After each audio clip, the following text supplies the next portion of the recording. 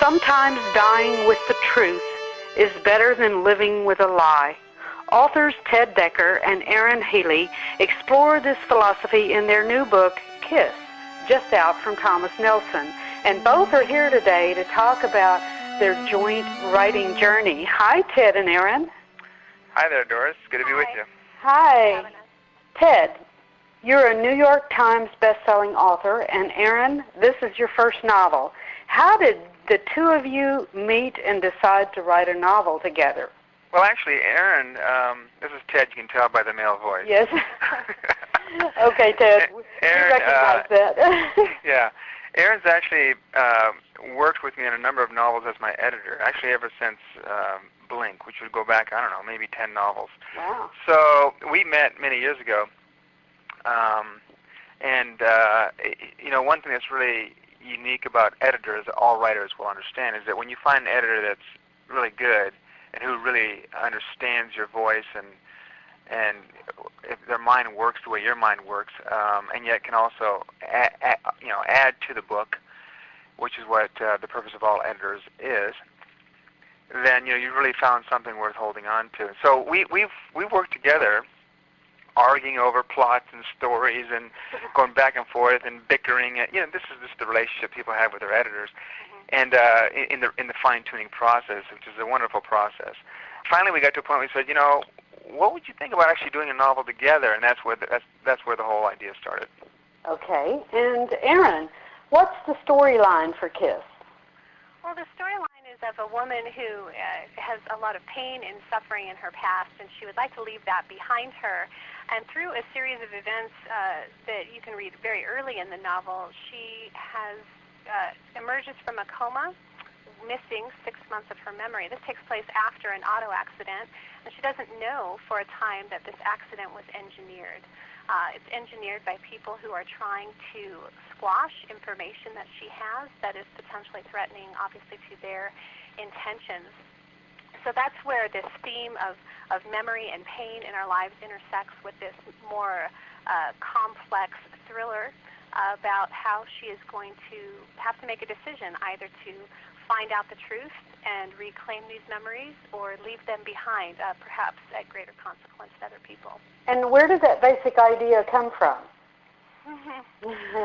Well, I don't know if I could explain that without giving away the central crux of the novel. Oh, no, don't do that. Yeah, I won't do that, but I'll, I had an idea for a different story, and Ted really liked this particular device and said, hey, let's take that and transplant it into this other context that has higher stakes and more intrigue, and the story just went from there. All right. Ted, you have numerous novels on the market. Is this the first one you've written with someone else, and do you find that process more challenging? Well, I would say actually, in a way, it is my first truly co-authored novel.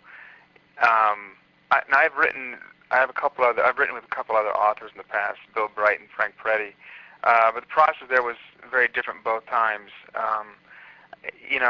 and without getting into those specific experiences, what was unique in working with Erin is there was really a truly collaborative effort where we both sat down for many, many, many hours in formulating the story, back and forth, back and forth, back and forth, back and forth. And this is what storytelling is really all about. So often you have co-authors who essentially are just it's almost essentially like a work for hire, where and it's not truly a collaboration. Where I'd say Kiss, Erin wrote the first draft of Kiss after we spent many, many hours developing the story, crafting the story, and then I came into it afterwards, and there was a tremendous amount of rewriting and on a lot of work on both of our parts, and what you end up with is a true collaboration. So in a way, this is kind of a first. Okay. Erin, the story is told from a female point of view, that of Shauna Alexander. Describe some of those frustrations and joys of writing with Ted. Oh, well, it was mostly all a joy. It was really neat because I just seem to get the best of all worlds in this situation where Ted is working with me on this collaboration and also giving me freedom to contribute. I don't feel like we had any battles over creative ownership of this book. It was really such a joint venture. And because one of the things we wanted to accomplish in this book was to bring a female perspective into the story, which is a little bit different from most of Ted's books.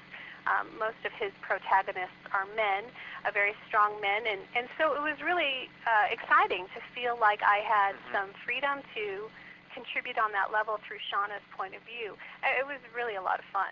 I mean, I think, this is Ted again, yes. I think that was one of the primary objectives starting out, was to say, hey, let's see if we can't take a Ted Dekker type story, which is usually high octane, and have it written from a female's perspective.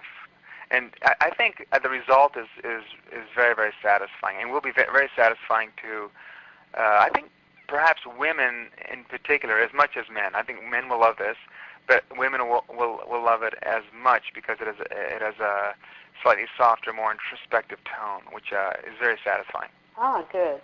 Ted, you're the son of missionaries, and do you always write for the Christian press? What religious overtones are there in the book Kiss? Well, I would say no, I don't always write for, in fact, I never write for the religious press or the religious market at all. Okay. Now, obviously, my own worldview is informed by my rearing. I grew up amongst cannibals. I saw people doing things that most people don't see them doing. And so it was a very, very raw upbringing in the middle of the jungles. And that really informs my writing, as does my worldview. But I don't write Christian fiction, per se. Okay. I write stories about good and evil in which the protagonists and the characters in the story struggle with issues of meaning, and meaning, and also worldview, and understanding their purpose. And so that is something that is very central to a lot of Christians. And they find my writing to be, to really, for them as well. ring a bell in their own world. And so I think that's why so many Christians have gravitated towards my novels. Okay. And Erin, you're a Colorado-based, you own a Colorado-based consulting firm specializing in fictional books. How does it feel to have this novel published from Thomas Nelson? Oh, it's very exciting. I think that the process has really, I hope it works in both directions. As an editor, I hope writing will make me a better editor, a friendlier editor for the authors that I have the privilege of working with. And of course, editing, having that background, specializing in fiction, gave me a lot of perspective on the process that Ted and I went through. The skill sets required to edit and write are unique, in my opinion. So I had a pretty steep learning curve, and Ted was very, very patient with me. But I think they complement each other, and hopefully I'll be able to continue doing both. Now, Erin, did you have difficulty getting, the two of you, getting this book published, or did Ted's reputation in the industry, help you guys find an editor or an agent? Tell us about the journey.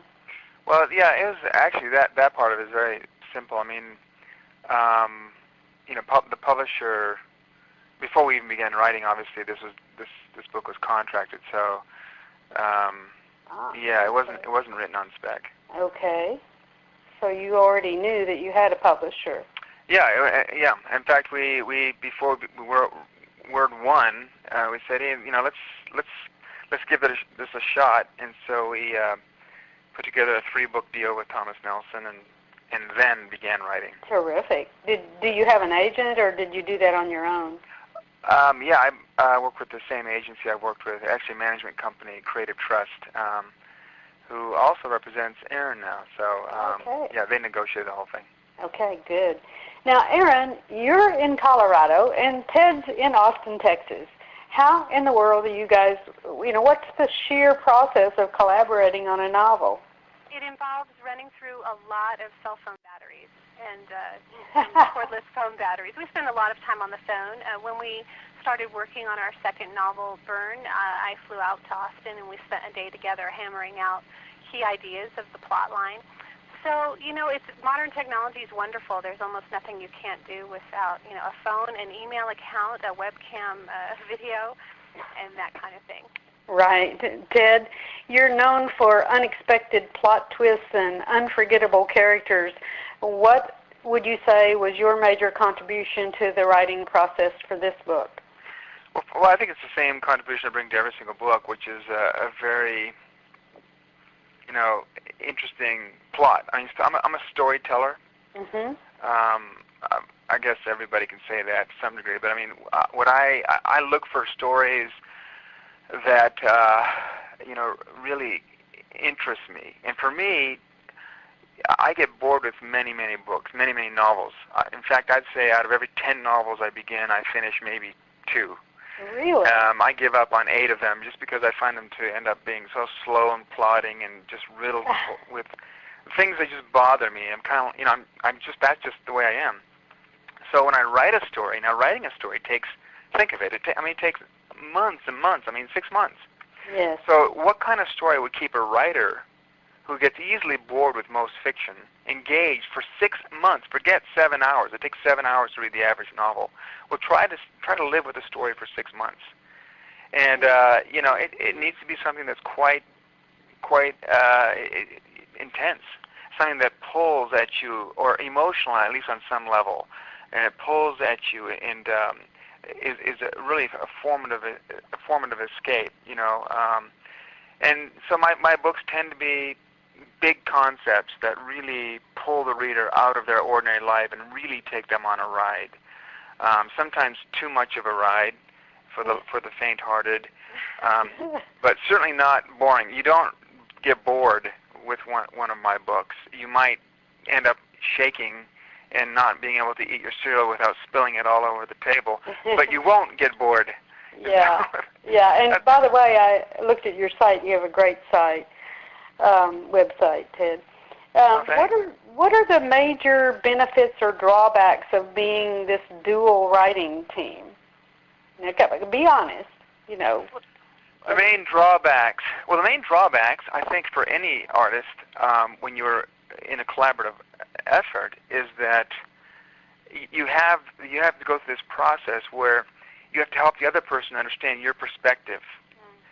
Both of you have to do that. So Erin has to help me see what's in her mind, and I have to help her see what's in my mind. And usually when you write a novel, you're God. You are absolutely God. And so you create the world. You tell the people what to do. Yeah, they're exploring. The characters tell you what to do, all this nonsense. Now, forget that. You're God, and you're creating this world. And you can do whatever you want in that sandbox. Now along comes a co-author, and it can be a very satisfying experience because now you're applying even more thought to the process. But you also have to go through this filter. You got to take the time to understand what the other person's thinking, and that can take several drafts. It's like no, we can't do that, or I might have an idea, and she says no, that. Well, how does that? So you have to really, really respect the other person's process and take the time, and it's just in that sense it takes more time. You know what I'm saying? It's not easier. It actually is in a way harder. And Erin, what do you think? What are things? I would agree with that. I think that that same remark that Ted just made is also one of the main benefits of collaboration. When you're working in isolation creatively and you don't have immediate feedback on what you're doing, you can get that later with other readers and with editors and eventually with readers. But in the middle of the process, when you're still laying down a draft and you get feedback so quickly, working in tandem with a person that you have this kind of relationship with, that really affects the direction of a project from day to day, as opposed to just over the long term. So that's very exciting, but I think that makes a book stronger. I'm working on my first solo novel now, apart from Ted, and I tell you, I'm full of anxiety. I'm sitting here typing with, this voice of Ted over my shoulder, going, "Oh, that's so boring. You have to change it." Well, it's been interesting how that all works. I mean, every writer finds their audience, and not every writer obviously has the same audience. I mean, my audience would probably be a James Patterson audience or Dean Koontz audience. Probably split between James Patterson and Dean Koontz. In fact, my first mainstream novel, published by New York, comes out in 3 months. It's called Bone Man's Daughters, and they also publish Chet. They also published James Patterson, and stuff I write is very much like James Patterson. But not everybody likes James Patterson at all. And yeah, he has a huge audience, but it only resonates with a certain group of people. Now, the other advantage of working with a co-author is you're bringing different sensibilities and essentially, hopefully, appealing to a larger audience without really compromising, the voice that your audience loves about you. So I think that's, for me, the idea of someone, for me, it's not necessarily a positive experience to have someone coming in while I'm forming a novel, while I'm actually writing a novel, and having them tell me what's working and what's not working. For me, that's sacred ground that I've had for 20. I've written 20 some odd novels that way, and this is why Erin works, because she's been one of the only people in my lives that I've essentially allowed as my editor to do that. And I think otherwise it would be a very difficult experience. And that's why I say this novel's been unique. The other two times I wrote with other authors, it wasn't at all the same, and it really wasn't a balanced effort. So yeah, it's a good question, though. Well, now, Ted, you have sold millions of copies of your books. Do you think that finding your audience is really the secret? I mean, what's your secret? Well, my secret too. People ask me, how in the world, did you get to sell so many books or whatever? For me, it's real simple. I mean, I'm writing the kind of stuff that maybe only the very few other authors are really writing, and that is really high intense, quite graphic, really, bold explorations into themes that are often ignored by people. Ignored by a lot of people. And I'm talking about real issues of good and evil. So when a story tackles, I'd say it's a mystery. Well, there's lots of things that are interesting and fun about a mystery. But if that mystery also explores an issue that is very germane to my own life and becomes therefore very substantive and meaningful, it's a very different kind of journey. And so that's what my books do. They are, like I said, I like to describe them as pure escapism, which are wild rides with inescapable truth. Ultimately, my novels are like mirrors. I hold them up, I write them, and I hold them up, and what you take away from the book, what you take away from the journey, depends on who you are, because you're essentially looking at yourself. So a good novel really is like a mirror, and you'll identify with various characters, and you will learn something new about yourself by reading that story. Ah, that's good. Erin, what advice would you give to writers who are trying to break into a very, very tough publishing market today? Oh, it's really, really difficult, and I think you just have to have a certain kind of tenacity, a certain refusal to let go of what you're believing to be true about your creative efforts. At the same time, more than just tenacity, I always tell people, and maybe this is the editor in me, they have to learn the craft, and they have to devote themselves to learning the craft. There's a wonderful book that I like to refer to now and then, and they have a passage in their book that says your job as a creative artist is to learn how to work on your work. And the publishing world is not about writing something that you think is brilliant that nobody else can connect with and just struggling to get published. You have to be dedicated to learning and learning and learning and learning at every stage. And I think, Ted, you would even say that as somebody who's, written however many bestsellers you have and have so many books under your belt, you continue to do that. And I think that's one of the reasons that you're successful. You continue to learn about your audience and how to connect with them. Yeah, I mean, really, it's like if you can capture the voice of humanity, and you're writing really to explore your own humanity and your own impulses and compulsions and your own fears and love. Love is an irresistible emotion, and you explore these things in your writing, you will absolutely connect with a large number of people because we're all very, very similar in that respect. Some people like red more than green, but we all love color. So your audience may be the red audience or the green audience, but as long as you're writing about color and really doing it in a judicious manner and really exploring new ground for yourself, you will absolutely find a large audience. That's very good advice. Ted Dekker and Erin Healy, thank you so much for talking with us today. Absolutely. It's been my pleasure. Thanks for having us.